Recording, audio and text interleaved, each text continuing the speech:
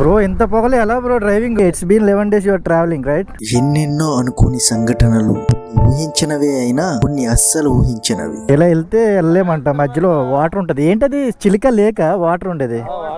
కొత్త కొత్త మనుషుల పరిచయాలు, అనుకోకుండా ఎదురైన క్షణాలు. Hi Banu, happy new year. Happy new year. View చూసారా? వావ్, ఎంత సెక్సీగా ఉంది కదా.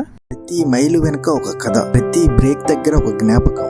ఈ లారీ మొత్తం బ్లాక్ చేసింది నాకు. చెన్నై కోల్కతా హైవే ముందు నుంచి లారీలు, కార్లు, రైట్స్ లో ఏం లేదు, సింగిల్ రూట్ అనిపిస్తుంది ఇది. రోడ్డంతా ముందే కనిపిస్తూనే నా జీవితంలో కొత్త దారులు తెరిచిన ప్రయాణం ఇది. ఇది కేవలం ఒక రైడ్ కాదు, ఇది నా మొదటి పెద్ద ప్రయాణం. నాకు కొంచెం ఆకలేస్తుంది భయ్యా. పూరి ఇతనా దూరి ఇదర్ సే. సెంటర్ లో రోడ్ లేదు, ఇక్కడ ఇది ఉంటది, తెప్పనట్టు ఉంటది. అని మనం తీసుకుని వెళ్తాను, 50 రూపాయలు తీసుకుంటాం. ఏ టైం వరకు ఉంటాయి తెప్పలు? ఉంటాయి ఇప్పుడు ఏ టైంకైనా? రాత్రిలో ఉంటానే తెలియదు. అవునా, ఇదొకటి ట్విస్టా. ఇప్పుడు మరి ఎలా మేము పొగ చూసారు ఎలా వస్తుందో, రోడ్డు అసలు ఏం కనిపించట్లేదు. నాకైతే భయం వేసింది కొంచెం సేపు. ఈ 40 kilometers స్నో రైడ్ ఇంకా మనకి, కానీ చాలా జాగ్రత్తగా వెళ్ళాలి.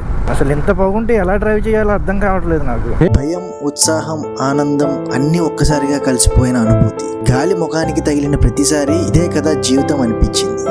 ఎంతమంది ఉన్నారు చూసారు అసలు. ఈ టైంలోనే ఎలా ఉంటే రథయాత్ర టైంలో ఇంకెలా ఉంటుందో చూసారా. టెంపుల్ వ్యూ, టెంపుల్ కనిపిస్తుందా? జగన్నాథ స్వామికి జై. డిసప్పాయింటింగ్ మ్యాటర్ ఏంటంటే లోపల ప్రసాదం పెట్టలేదు భయ్య. మన ఇండియాలోనే బిగ్గెస్ట్ టెంపుల్, ఒక్క దగ్గర చిన్న కొంచెం పులిహోర పెట్టలేదు. ఎన్ని అవర్స్ నిల్చున్నామా డబ్బులు ఇస్తే గానీ, ఇక్కడ ప్రసాదం లేదన్నారు. ఇది ఎక్స్పెక్ట్ చేయలేదు నేను. అసలు బండి కూడా తీయలేకపోతున్నాను. ఈ ప్రయాణంలో నాకు కలిగిన ఆనందాన్ని, ఆ స్వేచ్ఛను, ఆ మౌనాన్ని నువ్వు కూడా అనుభవించాలంటే మన ఛానల్లో ఉన్న ఫుల్ వీడియో తప్పకుండా చూడడం మర్చిపో. ఇలాంటి నిజమైన అనుభూతులు, ఇలాంటి ప్రయాణ కథలు ఇంకా చూడాలంటే నీ పనితో పాటు నా ప్రయాణం మీద కూడా ఒక కన్నేసుంచు.